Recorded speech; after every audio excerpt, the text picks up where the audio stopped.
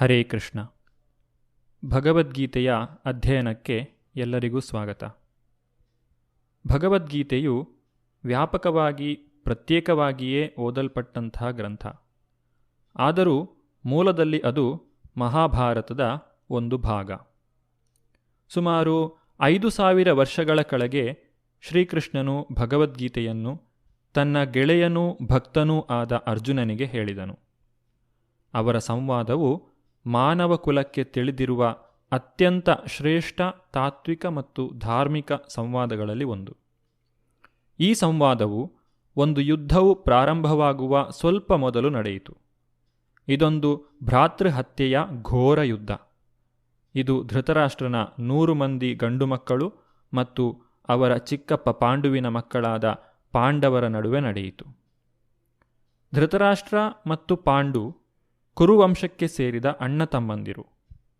ಒಂದು ಕಾಲದಲ್ಲಿ ಭೂಮಿಯನ್ನೇ ಆಳಿದ ರಾಜ ಭರತನ ವಂಶಜರು. ಮಹಾಭಾರತ ಎಂಬ ಹೆಸರು ಆ ಭರತನಿಂದ ಬಂದದ್ದು. ಅಣ್ಣನಾದ ಧೃತರಾಷ್ಟ್ರನು ಕುರುಡನಾಗಿಲ್ಲದಿದ್ದರೆ ಅವನೇ ಸಿಂಹಾಸನವನ್ನು ಏರುತ್ತಿದ್ದ. ಅವನು ಹುಟ್ಟು ಕುರುಡನಾದುದರಿಂದ ತಮ್ಮ ಪಾಂಡುವಿಗೆ ಸಿಂಹಾಸನವು ಪ್ರಾಪ್ತವಾಯಿತು. ಪಾಂಡುವು ಚಿಕ್ಕ ವಯಸ್ಸಿನಲ್ಲೇ ಮರಣ ಹೊಂದಿದ.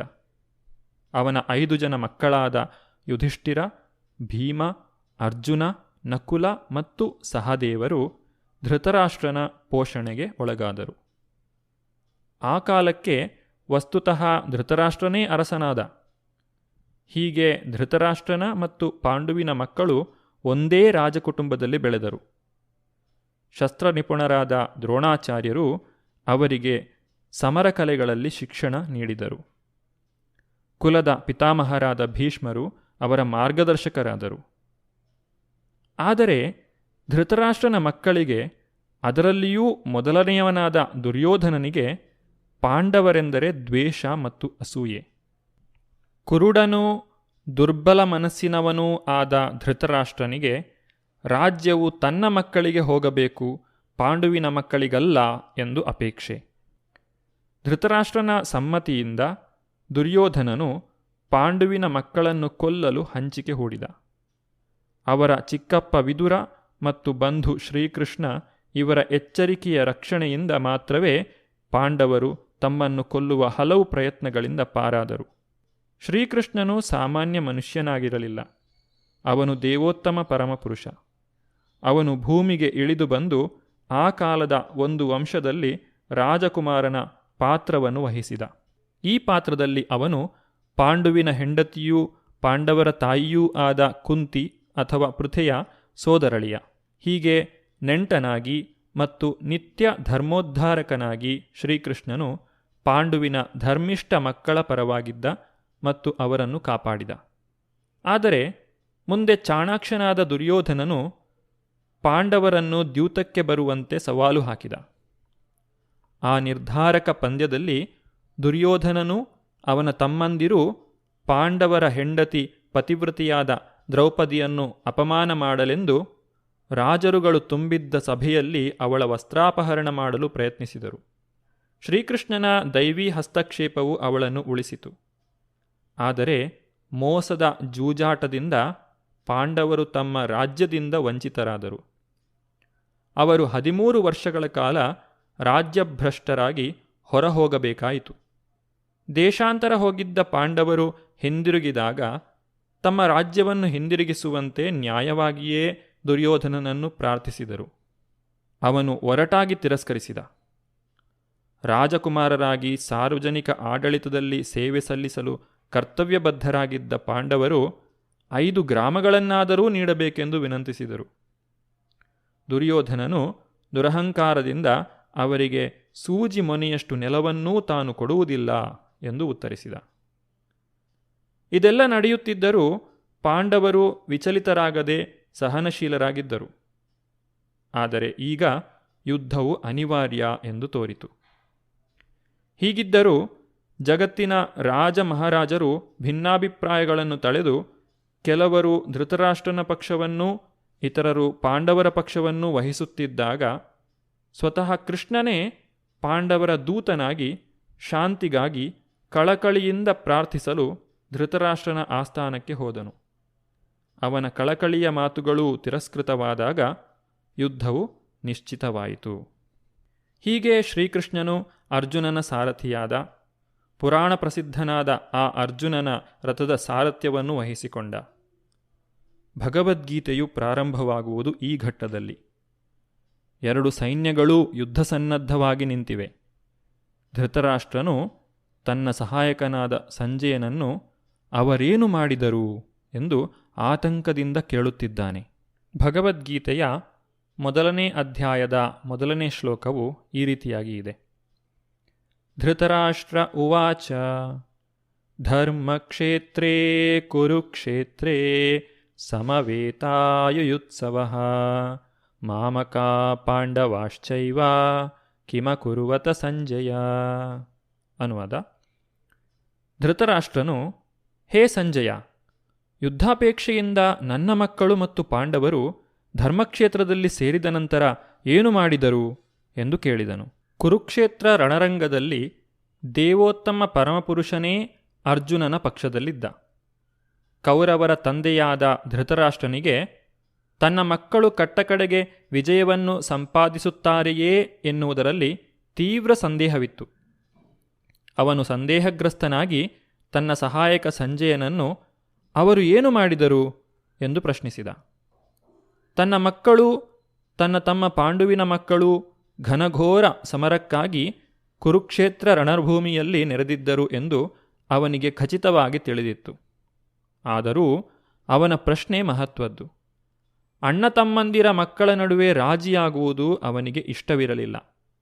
ಅವನು ರಣರಂಗದಲ್ಲಿ ತನ್ನ ಮಕ್ಕಳ ಅದೃಷ್ಟದ ಬಗ್ಗೆ ಖಚಿತವಾಗಿ ತಿಳಿಯಲು ಬಯಸಿದ್ದ.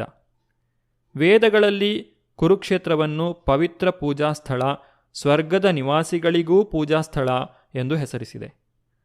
ಇಂತಹ ಸ್ಥಳವನ್ನು ಯುದ್ಧಕ್ಕಾಗಿ ಆರಿಸುವುದರಿಂದ ಈ ಪವಿತ್ರ ಕ್ಷೇತ್ರವು ಯುದ್ಧದ ಫಲಿತಾಂಶದ ಮೇಲೆ ಯಾವ ಪ್ರಭಾವವನ್ನು ಬೀರುವುದೋ ಎಂದು ಧೃತರಾಷ್ಟ್ರನಿಗೆ ಬಹಳ ಭಯವಿತ್ತು. ಅರ್ಜುನನು, ಪಾಂಡುವಿನ ಇತರ ಮಕ್ಕಳು ಸ್ವಭಾವತಃ ಧರ್ಮಿಷ್ಠರಾದುದರಿಂದ ಪವಿತ್ರ ಕ್ಷೇತ್ರದ ಪ್ರಭಾವವು ಪ್ರಬಲವಾಗಿ ಅವರ ಪರವಾಗಿರುತ್ತದೆ ಎಂದು ಅವನಿಗೆ ತಿಳಿದಿತ್ತು. ಸಂಜಯನು ವ್ಯಾಸರ ಶಿಷ್ಯ. ಅವರ ಕೃಪೆಯಿಂದ ಅವನು ಧೃತರಾಷ್ಟ್ರನ ಅರಮನೆಯಲ್ಲಿ ಇದ್ದಂತೆಯೇ ಕುರುಕ್ಷೇತ್ರ ಯುದ್ಧವನ್ನು ಕಾಣಲು ಸಮರ್ಥನಾದ. ಆದುದರಿಂದ ಧೃತರಾಷ್ಟ್ರನು ಯುದ್ಧಭೂಮಿಯಲ್ಲಿ ಏನಾಗುತ್ತಿದೆ ಎಂದು ಕೇಳಿದ. ಪಾಂಡವರು, ಧೃತರಾಷ್ಟ್ರನ ಮಕ್ಕಳು ಒಂದೇ ಕುಟುಂಬದವರು. ಧೃತರಾಷ್ಟ್ರನ ಆಂತರ್ಯವು ಇಲ್ಲಿ ಬಯಲಾಗುತ್ತದೆ. ಉದ್ದೇಶಪೂರ್ವಕವಾಗಿ ತನ್ನ ಮಕ್ಕಳನ್ನು ಕುರುವಂಶದವರೆಂದು ಹೆಸರಿಸಿ ಪಾಂಡವರನ್ನು ಕುಟುಂಬದ ಪಿತ್ರಾರ್ಜಿತದಿಂದ ದೂರವಿರಿಸಿದ.